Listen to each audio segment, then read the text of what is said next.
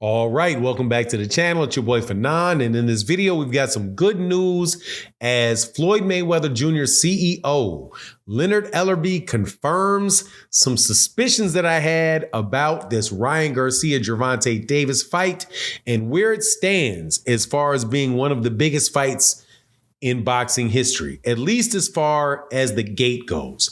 Let's talk about that in this video.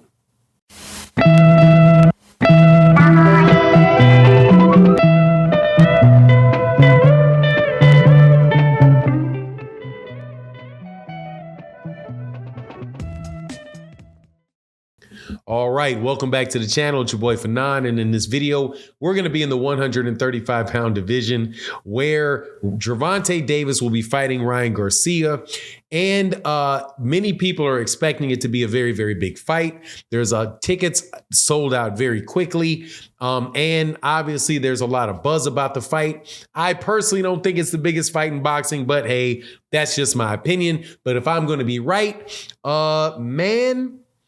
Errol Spence and Terrence Crawford have to do a mighty big gate because Leonard Ellerby, the CEO of Mayweather Promotions, who is obviously very much so involved in this promotion, has some news about how well the tickets have sold. Before I get into that, though, let me welcome you back to the channel. If you are new to the channel, please accept my invitation to hit the subscribe button.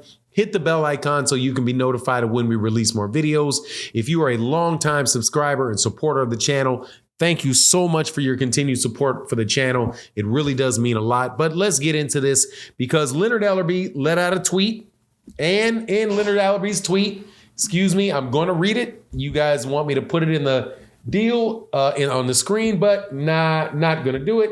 Let's just read it for you real fast. And it says the following. Tank versus Ryan is the biggest fight in boxing. The live gate will be in the top 10 of the biggest live gates ever in the history of the sport. Major props to both Gervonta and Ryan Garcia for stepping up and making this fight happen.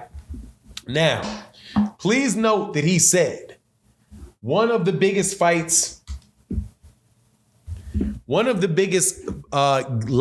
gates, top 10 gates in the history of the sport.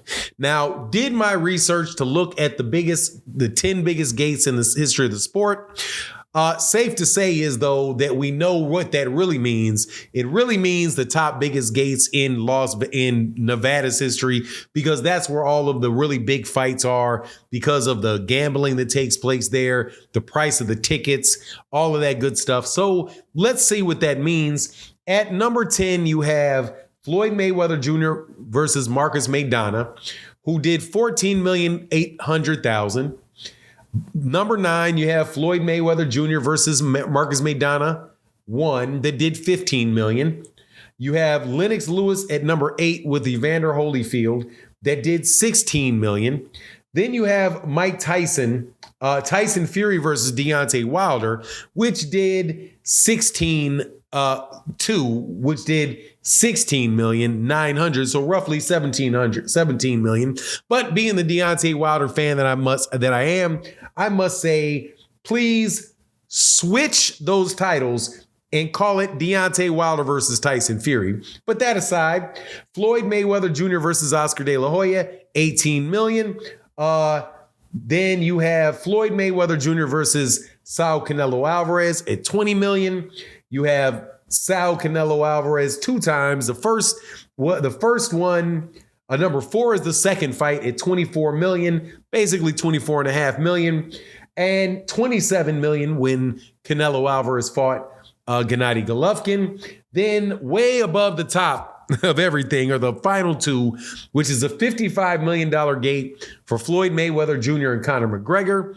And also the number 1 largest gate is Floyd Mayweather Jr. versus Manny Pacquiao at $72.1 million gate, which all took place in Las Vegas. Now, this fight with Gervonta Davis and Ryan Garcia will be held at the T-Mobile Arena, which has a capacity of 20,000 seats. The nosebleed seats for that fight, for those fights, were going at around $1,000 for many of the nosebleed seats. So if you average that out over 20,000 seats, you come up to the number of $20 million gate.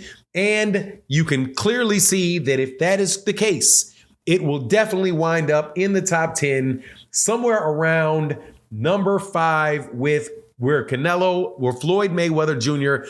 and Canelo Alvarez, what their total wind up being. Now, it may wind up being a little less. It may wind up being a little bit more. Don't know for sure. However, since the tickets are already sold out and those are the crazy prices that they were going for, you can dang near bet that that's the type of money that they're going to be doing in this fight, which should answer a lot of questions. First and foremost is, why isn't Gervonta Davis fighting Devin Haney? Why wouldn't Gervonta Davis fight Devin Haney first? There you go. That's it right there. That means right there, I'm telling you, $16 million is probably more than the entire Gervonta Davis versus Ryan Garcia fight might do, or it's close. Well, Gervonta Davis versus Ryan Garcia. Devin Haney. I don't know. That fight may do somewhere around $30 million between the gate that they're selling and the pay-per-view. If you look here and they do $20 million at the gate for Ryan Garcia, I have a suspicion that they may do 800,000 pay-per-views. If they do 1 million pay-per-views at $80 a pop, you're looking at another 80 million. You're looking at a very a real chance that the Gervonta Davis versus Ryan Garcia fight is $100 million fight. Most definitely have an opportunity to do that because there's a shot at 1 million. I don't know if they will or if they won't. And there's definitely not necessarily a connection between the how much your ticket sales are versus what your pay-per-view sales are. However, I suspect that I've heard that they have a ratio for that, which is like 2.5 to 3 times. You're looking at 2.5 to 3 times the pay-per-view and pay-per-view sales that you get in the gate. If that is the truth, then you're looking at